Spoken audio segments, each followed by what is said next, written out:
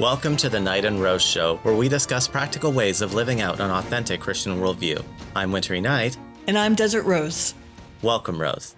So today we're delighted to welcome a guest onto the show, Terrell Clemmons. Terrell Clemmons earned a BS degree in computer science from Clemson University and worked in software development until she hopped off the career track to be a full-time mom. Raised in a church-going home, she lived complacently toward the faith until she became a parent. Newly motivated at that point to find truth about the bigger issues of life, she researched the worldview claims of Christianity and became convinced that they were actually true. She began writing on Christian living and apologetics in 2004 and joined Salvo magazine in 2007. She has also worked with Ratio Christi and Anchors Away Apologetics Ministries for youth.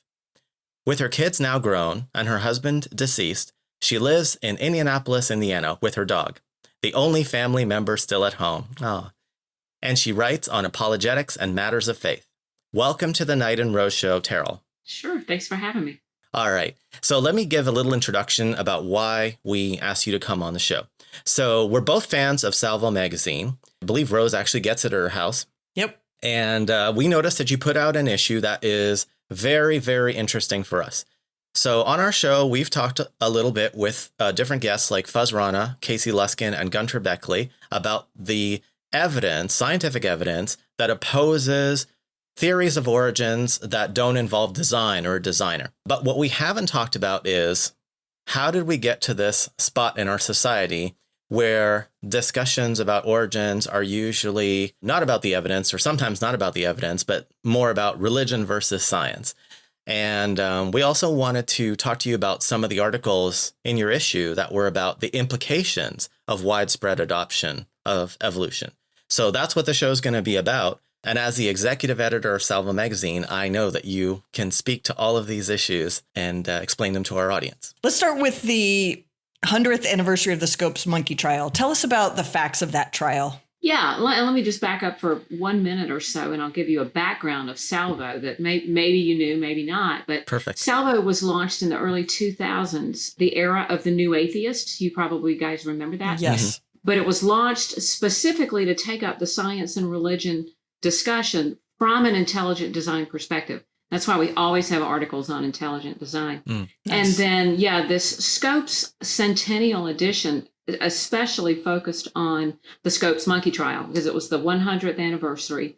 The Scopes monkey trial took place in little town in the hills of Tennessee, Dayton, Tennessee. Mm-hmm. And it was called the monkey trial, but it was also called the trial of the century. Mm-hmm. It was a watershed moment for the science versus religion, and then education played a factor in there. And it was just a huge event, and there have been a lot of long-term consequences. Mm-hmm. So now to come to your question about Scopes.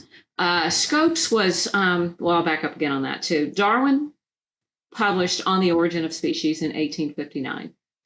He did not, he proposed his theory of evolution by natural selection, operating on random changes, and he proposed that as a theory for why we have the diversity of life that we see today. Now, Darwin, in The Origin of Species, he proposed the theory. He did not supply any supporting evidence for the theory. He wrote the book, published it, and said, now I'm going to publish my supporting evidence later. And he did. Well, he didn't actually, but it was published much later. Mm-hmm. But anyway, so he published On the Origin of Species in 1859. There were critics at the beginning, and there were people who raised challenging questions to his theory. And he did interact with them. But what happened over the ensuing decades was those people who preferred an alternative origin story to how we got here, one other than the story that says there is a self-existing being outside of the universe, for Christians and Jews and even Muslims, God, those people who preferred an alternative story took Darwin's theory and ran with it. Mm. And of course, it was published as science. And so it was wildly, even despite critics who raised legitimate questions, received, and people ran with it. Mm. And then so fast forward to 1925, the state of Tennessee passed an act called the Butler Act. And basically the Butler Act said you can teach evolution in public schools in Tennessee, except for human evolution. We do not want you to teach that man, basically, to put it in colloquial terms, man is descended from monkeys or apes or ape-like creatures. Only teach evolution of the rest of biological life, not man. And so that passed in early 1925. And then within just a couple of months, the ACLU, who was very new at this point, the ACLU was founded by some socialists, and they have used law for a century now they have used the ACLU to try to impose socialism on America, or secularism on America, through the courts. And so the ACLU wanted, it was in many ways a setup. They wanted to challenge the Butler Act, and they wanted to make the trial. Yeah, they wanted to challenge the Butler Act. So they posted an ad in the Chattanooga newspaper that looking for a teacher who would be willing to say that he taught evolution and be used as a test case so that the ACLU could come into Tennessee and challenge the Butler Act. And John Scopes was a 25-year-old teacher. I believe he was the football coach and a math teacher at this high school in Dayton, Tennessee. And the city leaders of the town of Dayton was somewhat depressed, and they were looking for a way to revive the city, bring some attention to the city. So they basically met with Scopes and said, well, would you be willing to be this teacher? He's a young guy, he's kind of new, and he decided that, yeah, he would be. So ACLU came, and the Scopes monkey trial took place in July of 1925. And, ostensibly, it was really about, not ostensibly, to state it accurately, the question in point was, did John Scopes teach evolution, and did he break the law? And actually, it's still questionable as to whether he ever taught evolution, since he was not the biology teacher, or he was the math teacher. But they found a way to say, well, he substituted in for the biology teacher, which I would assume is accurate. And so therefore he taught biology. And so this trial took place. And as attention came to the trial, it became, radio was kind of in more widespread use by this time. So it became a national event, and people listened to it. And the two attorneys who were recruited, there were multiple attorneys, but the two lead attorneys for the prosecution and the defense were, for the prosecution, there was William Jennings Bryan. He was a national figure. He had run for president 3 times. On the Democrat ticket, he was a Democrat and a progressive. But he was a Christian, and he wanted to defend. He offered to be the prosecutor to prosecute the case. And the defense attorney, the big name behind that, was a man named Clarence Darrow. And he was a widely known skeptic, agnostic. If any of your listeners are familiar with another famous trial, he had defended Leopold and Loeb, 2 teenagers who had done a brutal murder in Chicago, and he defended them on the grounds that, well, they were just products of evolution, and they were following what their genes told them to do. No free will. Right, no free will, exactly. And so that was Clarence Darrow, and then so the two of them, and plus I saw that there were something like 1,000 people who came into the little town of Dayton, Tennessee, over the course of a couple of weeks, or maybe the month of July in 1925, for this, in some ways, a show trial. Yeah, wow. And then eventually, actually, John Scopes, the defendant, at the recommendation of his counsel, Darrow, and others, pled guilty and said, yes, I did teach evolution. And so he was found guilty and fined $100. And then later on, it was overturned on a technicality. But it was just a mashup of a lot of major contentious subjects that included, like, education law. Can states legislate what can and cannot be taught in their own public schools? It was, it brought in secularism. The ACLU wanted to push secularism and to put forth evolution as an alternative origin story, helps advance that agenda. Mm-hmm. And then, of course, then there was the evolution versus creation and science. Okay, so there were scientists there who were either prepared to testify or did testify. And then there was also, what do I have? The locals. Oh, yeah, the local people in Dayton, Tennessee, really wanted them to come. They wanted to promote their city. They welcomed the media and they welcomed the celebrity attorneys and all that came with that. Mm-hmm. But then there was also the larger question of the narrative. How do we, and this comes back to your question about no design theories of how we got here. Mm-hmm. The narrative that science tells us the truth about reality, which in many ways is true, but also the fact that it is a narrative and the historical sciences, go back and try to reconstruct from evidence in the present what happened in the past. Mm-hmm. And one thing that's important to know in the design versus evolution or the creation versus evolution debate, science and faith more broadly, is we all have the same evidence. Yeah. We all live in the same earth. We look at the same life and we all have the same evidence. And what's different is how we interpret that evidence. Yeah. And, one big part of how we interpret it is from what worldview presupposition do we start? Mm-hmm. And Darwin himself, admittedly, in The Origin of Species, he started from the worldview presupposition that the natural world was all there is. Mm-hmm. He never claimed to be an atheist, but he did write about how he had eventually come to disbelieve the Christian faith and disbelieve in a creator God. Mm-hmm. And so that was his presupposition. And then from that presupposition, he looked at the evidence and proposed an alternative way that the species that exist today came into being. So I won't go into too many details here, but one of the parts of the issue I really liked was the chapter or the article by Rick Townsend, where he talked about William Jennings Bryan's arguments. And far from this guy being what's portrayed in Inherit the Wind as some kind of Genesis literalist, this guy was more complex than that, as you alluded to. I mean, I would never agree with a Democrat, but what he said about the evidence was remarkably prescient and still stands up today. He listed out 4 kinds of scientific problems he had with the theory, and those are still issues today. They haven't been answered. So I just thought that was interesting. It's just another way that this has been caricatured. And when I read the article and found this out, I was surprised, and it was not anything like what I had been told before. Mm-hmm. Right. And what you bring up is part of, you talked about the caricature, and that was the seeds for that caricature were planted from the beginning by a journalist who came to cover Scopes. His name is H.L. Mencken. He was with the Baltimore Sun, and he was also a, grizzly old kind of agnostic or perhaps atheist. I'm not sure, one or the other.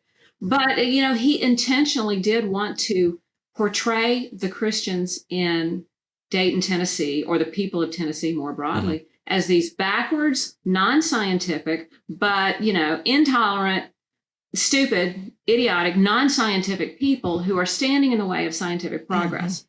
And he did that. And this was, an early example of media setting a narrative, to put it mildly. And so that happened there. But to come back to William Jennings Bryan's arguments, they were not made at the trial because of Scopes pleading guilty. So they were, he had them ready to go, and he ended up publishing them afterwards, but they were prepared to be his closing arguments. At least that's my understanding of it. And the first one had to do with the origin of life. And he questioned whether or not the origin of, it was possible for life to come from non-life. And that is, to this day, still a gaping hole in any theory of evolution that proposes that we got here basically by accident. He wasn't trying to impose religion on anybody. In fact, elsewhere in the issue, it says that his motivation was, hey, I am alarmed by what this theory is saying about inferior races and inferior humans and so on. And I see that this could take us in a very bad place. And that's why I'm here arguing against this. I don't want people dividing people up into groups like that and saying some people are okay to have children and some people aren't, or whatever. I mean, we're going to get to that later, but his motivation was not like primarily to just defend a literal interpretation of Genesis. Oh, very, very true. Yeah. So there was another trial in 2005. There was an additional opportunity for critics of no design origins to be heard. This was the Kitzmiller versus Dover trial. Can you tell us a little bit about that trial? Sure. Yeah, that was 2005, Dover, Pennsylvania School District. Dover, Pennsylvania School District. They had several people on the school board who wanted to notify students in high school biology that there was an alternative theory about the origin of life, and that it was called intelligent design, and that there was a book in the school library where they could find out more about it if they wanted to. I think it was basically 2 paragraphs. And they wanted high school students to be informed of that. And there were some high school students' parents, a few, one of whose last name was Kitzmiller, that did not like that. And so once again, I'm pretty sure it was the ACLU who was brought in to prosecute this trial and say, you can't do that. And that one really did include a lot of evidence about evidence in favor of intelligent design as a valid theory that has something to say to this subject.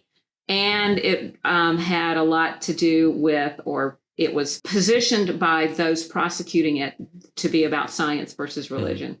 And apparently it was a mashup of all kind of messy argumentation. And ultimately it was ruled by the judge who presided that intelligent design is religion, not science. And one thing that's important to point out about that, I think, is what happens here when you have this science, in this case, and in others too, when you have this science versus religion clash, what the scientists do, the secularizers do, and the secular mainstream scientists do, is rather than let that debate play out among scientists, again, we all have the same evidence, we interpret it differently, but rather than really letting that argument be settled as a science versus science discussion, they go to the courts.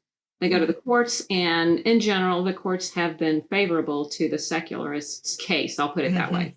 There's like a really fascinating article in the Salvo issue by Jonathan Witt. He talks about the Kitzmiller versus Dover trial, and he talks about Judge Jones, in case anybody thinks that Terrell was going hard on this guy, being too rough on him. I mean, it's a disaster. He didn't want to understand any of the arguments that Mike Behe and Scott Minnick were making for intelligent design. And he ended up copying large parts of just the ACLU defense brief into his decision without ever really understanding the science.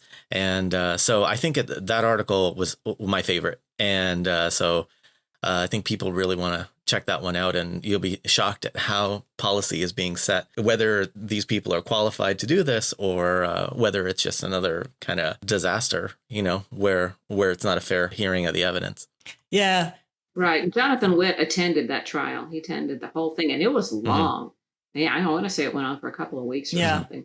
I think that's an important point you made at the end there of your last statement, Terrell, that rather than let scientists kind of deal with these issues and let different perspectives be presented and show the pros and cons of each, the secularists just go to the courts and ask for the other side to be silenced. It appears that this has now happened on both sides, right? Because with the Scopes trial. Is that fair to say? I think that is reasonably fair to say. Yeah, the Scopes trial said you cannot teach human evolution. It said something you can't teach.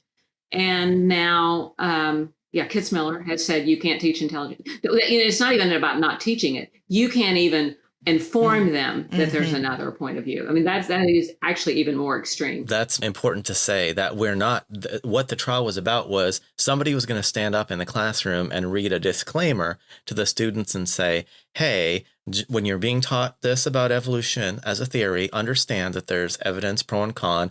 Don't take it as gospel. And by the way, if you want to hear about arrival theory, you can go in the library. We've got books in the library. That's what the trial was about, unless I'm mistaken. Nope, you're right. Even allowing that disclaimer was seen as too much of an imposition of religion. And it's like, wait a minute, there is a religion in the classroom right now, but it's naturalism and you can't question it. Right. Even with the data. Right. So we've interviewed different scientists about the evidence against no design theories of origins. And how do you think young people today are forming their views of origins based on the material that they're likely to be exposed to? Well, I mean, clearly in public education, they get the Darwin only.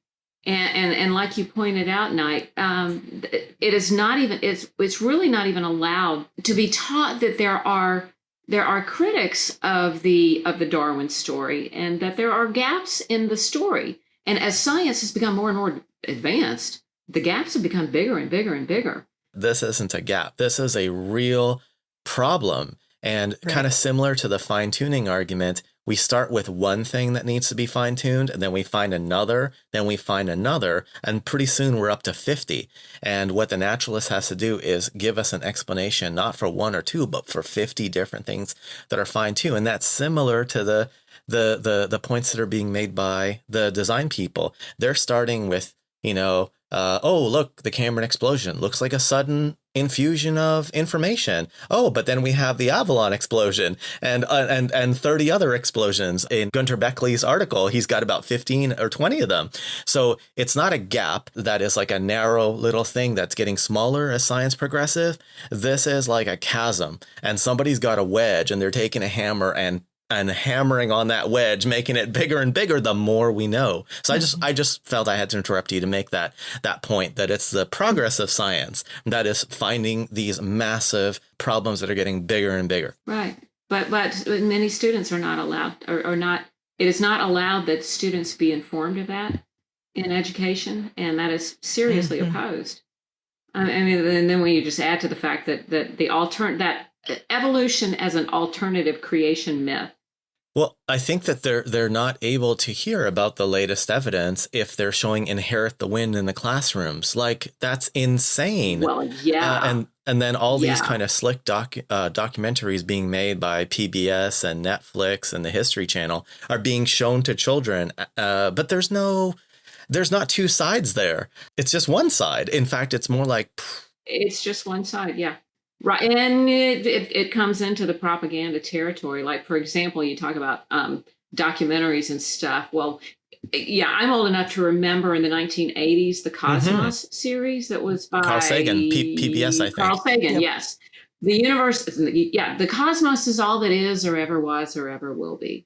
And so that was real popular in the 80s. And then there was a reboot of that, or a 2.0 version in 2014. Neil deGrasse Tyson is kind of like this generation's, you talk about this generation growing up. That's there. Carl Sagan, and he's cool and he's hip and he's an astrophysicist and all. But that Cosmos, a Space-Time Odyssey, which came out in 2014, has got a lot of falsehood in it, just overt falsehood. And the Discovery Institute put out a whole book on it. And I think it was maybe 13 episodes. And there's a chapter on each episode where you mentioned Casey Luskin. I think he participated in the work on this book, just showed where they were false. And just to give you another example, there was a documentary that was made about not just Kitzmiller, but a couple of other court cases about evolution education in public schools. And it was made by a guy, what was his name? Last name was Olson. And it came out in I made a note of it here because I wanted to bring it up if it came to this. 2007, he did a documentary called Flock of Dodos. Oh, yes, I remember that. Okay, so, I remember just the title. Okay, so right there, look at the name. The Christians are dodos, okay? Flock of Dodos, the Evolution Intelligent Design Circus. But here's a quote from him. He was asked about why he knowingly passed off some falsehood in that film, because he did. And here's what he said. This is a direct quote. Scientists must realize that science is a narrative process, that narrative is story. Therefore, science needs story. So right there, we see they are presenting an alternative explanation of all of reality. And it is important that they get their explanation of all of reality out there, whether or not they tell the truth when they get it out there. So how should critics of no design theories frame discussions about origins to counteract the inherit the win narrative? A couple of things I would say to that. First of all, instead of using the term no design theory, although that's accurate, I would probably use the term materialist theory or naturalism, which is the cosmos is all that is or ever was or ever will be. And to start from that, because everything starts from origins. Like my favorite worldview framework is origin, problem, remedy. And the Christian worldview says, our origin story is we are created by God. The problems that we have in our society are because of human sin. And the remedy is Jesus. And the Christian worldview is, pretty spot on in at least answering those questions easily. But the secular worldview, or the universe is all that is or ever was, the materialist worldview has problems from the beginning. But depending on where you start, your presupposition, you're going to end up at different places. So, to come back to the inherit the win stereotype, for anyone who at least cares about the scientific accuracy, and certainly for anyone who's a Christian, the inherit the win stereotype says the Christians were intolerant and stupid and ignorant, and they were basically like religious ideologues, or what the left might call bigots. And so for anybody who cares about science, and certainly who is a Christian, don't be that. You gotta, you don't be that. And if someone, then you have to, as you interact with people, these are huge issues. You can't present an argument to someone who's not ready to engage with it. So you got to use wisdom. Where's this person coming from? And so, my favorite book in the whole world on interacting with people over contentious issues, whether they're religious or political or whatnot, is Greg Koukল's Tactics. I'm sure you guys are familiar with that. Oh, yes. I was thinking it while you were introducing it. I knew that. Yeah, exactly. Same here. It's just classic. And you want to ask good questions and then draw out where someone is coming from, and then and I find myself sometimes praying in my head, God, I don't know what to say to this, help me here, because I don't know where to go with this, and then just drawing them out and engaging with a human being and where they are, meet them where they are to the best that you can, and help them to think better. Because we all should think better. Exactly. There's an article in the issue written by Casey Luskin where he gives you kind of an introduction to the scientific evidence that you should lead with. And like I said, people should go back and find our episodes with Fuzz Rana and Casey Luskin and Gunter Beckley if they want to hear an introduction. But Casey has this article in the issue, and he talks about the problems with naturalistic origins of life. And I'm calling it, by the way, no design, just to make it more kind of easy to understand. We would normally say naturalistic, but maybe this is like a first time listener and they're like, what are you talking about? But Casey also talks about whether mutation and selection can create biological information and even new body plans. He mentions in the article how DNA evidence gives conflicting versions of the tree of life. This is, I think it's called molecular morphologies. So depending on which piece of the DNA you choose, you get a different history of life, different ancestry. And he talked about the fossil record showing stasis and sudden origins of, look at all these different body plans that came in the biological blink of an eye. It would be like turning your back on your computer and then looking back and finding all your work for the day has been done. And you'd be like, how did that happen? How did all that code get written? So exactly. I just don't want us to get trapped into an inherit the win narrative where we start talking about Genesis and bringing up the person's sin that we're talking to and going, this is why you believe in this. I think it's a much better idea to bring up the evidence, and even the evidence for the origin of the universe and the fine tuning and habitability. We had Guillermo Gonzalez on, start with habitability. That's great. Yeah, well, and I love one of my favorites is the Kalam cosmological argument. Yeah, that's my favorite too. Because Darwin assumed that the cosmos is all that is or ever was. And the cosmological argument, argues against that. Right. Because the cosmos is not infinite. So right away, naturalism is not able to be brought in as an assumption. And Well, then the evidence looks completely different, like you were saying. If we don't have Yeah. naturalism as presumed to be correct, and we look at the evidence, it doesn't do as much persuasive work as they think it does once you allow all points of view to be considered against the evidence. right. Mhm. So is there like a best example that you might bring up when you've seen individuals or communities introducing young people to scientific evidence that counteracts this materialist, inherit the win type narrative of the secularists? From this, for a scientific argument or evidence or class of evidence, I like the cosmological argument because everything starts there. But then there's also the information, and the information Yes. content of DNA is just gargantuan, Yeah. and information does not appear out of nowhere by accident, Mhm. especially not coded information, because the DNA code is literally a code that has to be decoded. And so there's that. And then the irreducible complexity. That's a great way. Different people are persuaded by different things, I think. But irreducible complexity is a pretty sound argument as well. And then the third one, while this is not exactly science, but it is intuitive, and a lot of people relate to it. Now, you mentioned morality and right and wrong, and it's or everybody believes in evil. I have heard people who say, I ask people if they believe in God, and they say no, and then I ask them if they believe in evil, and most people go, yeah. Yeah. Well, where do they define good and evil? Because if the universe is all that is or ever was, I'm rattling off or channeling Carl Sagan. There's no grounding for right and wrong. It's anything goes. Yeah. And there's no grounds for even being upset about evil. Yeah. Yeah, exactly. So are you willing or able to expound on that a bit? Like, what does the Darwinian narrative tell us about our moral intuitions?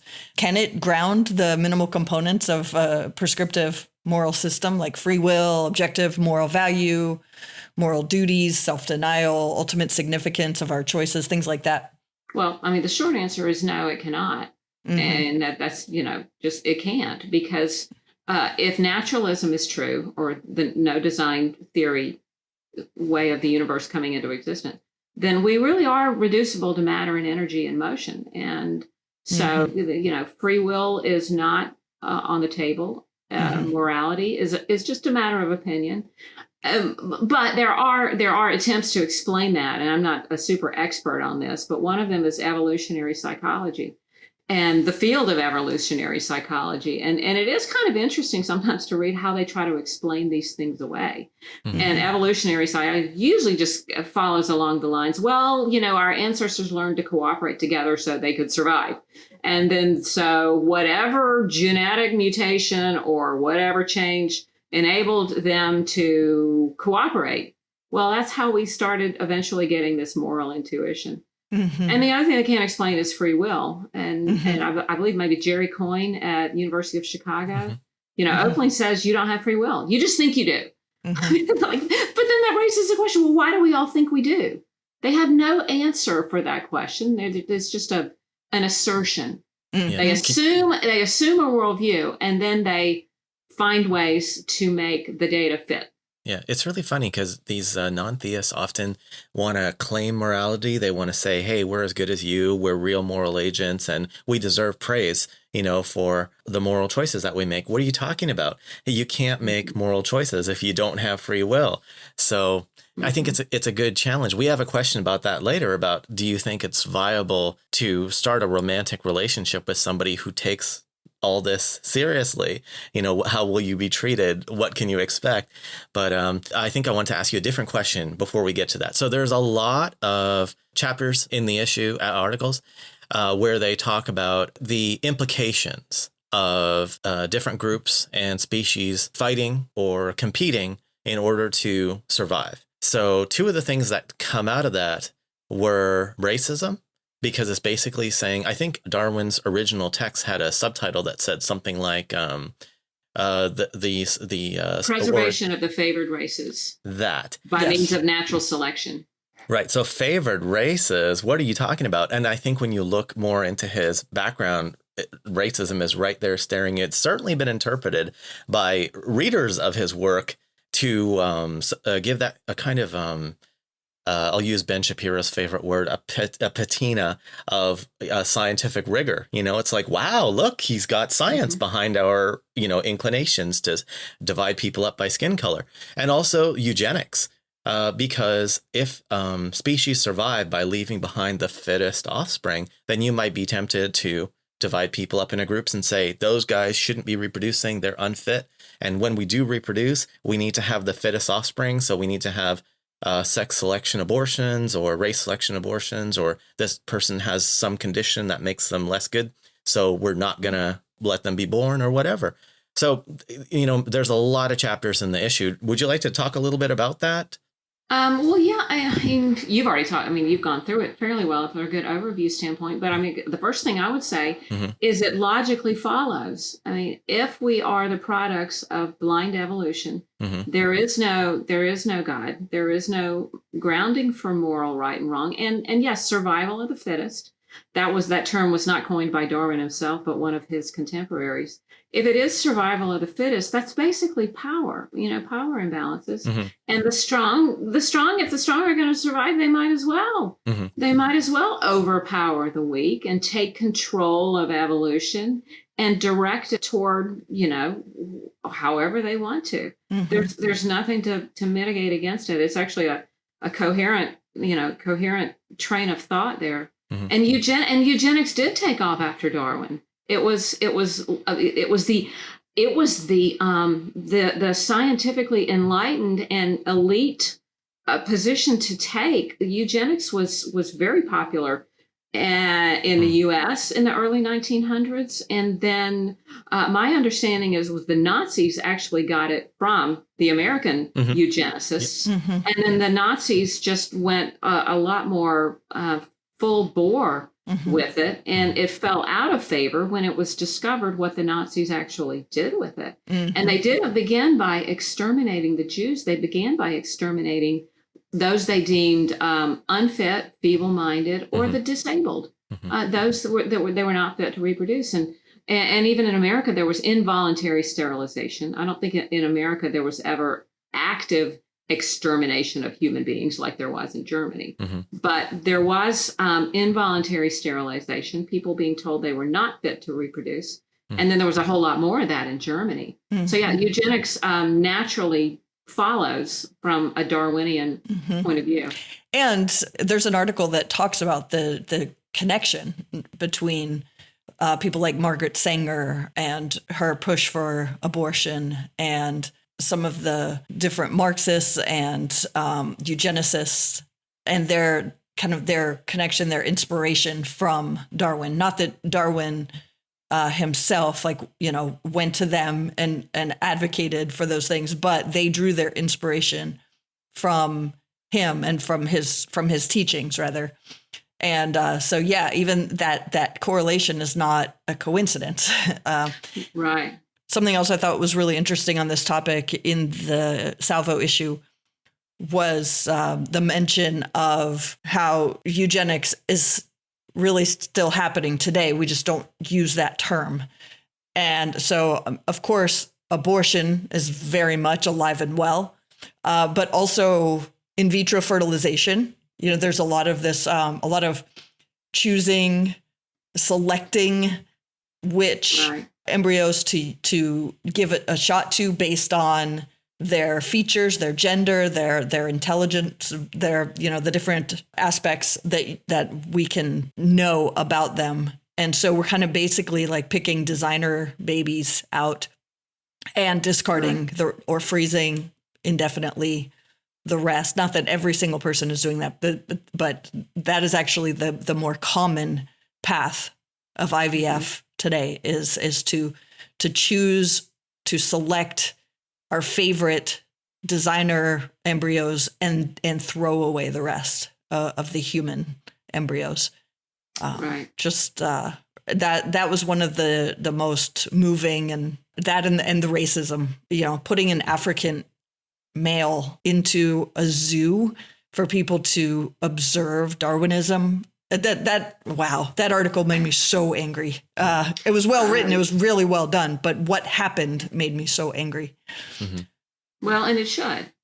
And because the secularists and the Darwin faithful would prefer that history not be told, that's part of the reason why that history does need to be told, and how it logically it follows from Darwinism. Mm-hmm. Yeah. So just real quick for the listeners, what Rose is referring to is in the Bronx Zoo. There were multiple in the early 1920s. A lot of carnivals and Barnum and Bailey, and part of those sometimes were freak shows where people were brought in that maybe had some sort of genetic anomaly or something. Maybe they were real small, or maybe they had a lot of extra hair on their body, and they were put forth as freaks. But then the worst thing that happened was in the Bronx Zoo, there was an African pygmy man who had been brought over to America, and he was put in the Bronx Zoo in the monkey house as a live exhibit of evolution, and he was put there as someone that was a lower life form than the white Anglo-Saxon population or whatever. Mm-hmm. And it was the scientifically advanced thing to do, and the universities and the zoo defended it. The elite defended it and said, this is evolution. Mm-hmm. And it was really ministers and people of conscience who said, this is horrible. Mm-hmm. Get that man out of there. Mm-hmm. Definitely. So did you have anything else to tell us? Maybe you could talk to us a little bit more about where we can find your work online, what you're working on now, and so on, so that we can get to know you and take advantage of the hard work that you put in on all these topics.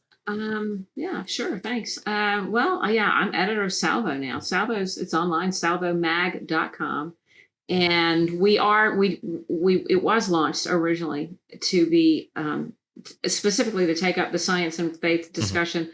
from a intelligent design perspective. I already said that, but we're not just a science magazine.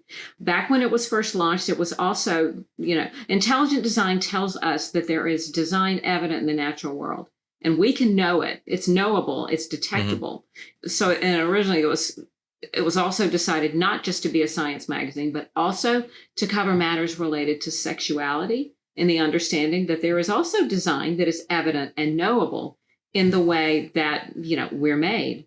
And then societal issues more broadly. So that's kind of a catch-all term, and we'll cover things related to education, academia, cultural trends, and generally just, although we write from a biblical worldview perspective, we don't argue in such a way to say, well, the biblical worldview perspective is true, therefore. It's really the other way around. We try to argue to the biblical worldview perspective and show that there are good reasons to believe that it's actually the truth about reality. And if we just adjust our lives accordingly, things go better for everybody. I mean, just like you were talking about with relationships, if we consult the designer, we tend to operate better. I used to have a website under my name, but I've taken it down. It's not out there anymore. Salvo keeps me pretty busy. And I think we have good stuff out there. I hope people will check it out. Thanks for giving it the plug. Oh, you're welcome. Absolutely. And I'll just go ahead and say, too, we were talking before we started recording today. I was telling you, Terrell, that I subscribe to the magazine, and I absolutely love it. I leave it sitting around so that guests can see it as well. And I've had several guests come over and just pick it up while something else is going on. And I get comments all the time. This is great. Wow. What is this? Where can I find this? And I've lent my hard copy to family members as well and said, hey, check this out. And I'll get it back a couple months later going, I subscribed, or because I want to know more of this. I wanted more of this. That it's hard to find this sort of thoughtful, intelligent, I guess, arguments and evidence. Right. And way of thinking about things that are more complicated than sound bites. Yeah. And another thing we're going to be covering hopefully more of over the next couple of years. And in my interactions with people who are like readers and subscribers and just people, They want help thinking about technology and things like artificial intelligence and transhumanism and things like that. So, we address those things as well. The world is just, lies can, who is it? Mark Twain that said a lie can travel around the world before the truth can get its boots on. And thinking is hard. And we really try to help people think well about the issues that are confronting us that are complicated. Well, you guys are doing an excellent job. I really appreciate it. So yeah, keep that up. I love it. Well, thank you. I appreciate that. All right. So I think that's a good place for us to stop for today.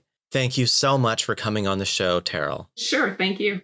All right. Listeners, if you enjoyed this episode, please consider helping us out by sharing this podcast with your friends, writing us a 5-star review on Apple or Spotify, subscribing and commenting on YouTube, and hitting the like button wherever you listen to this podcast. We appreciate you taking the time to listen, and we'll see you again in the next one.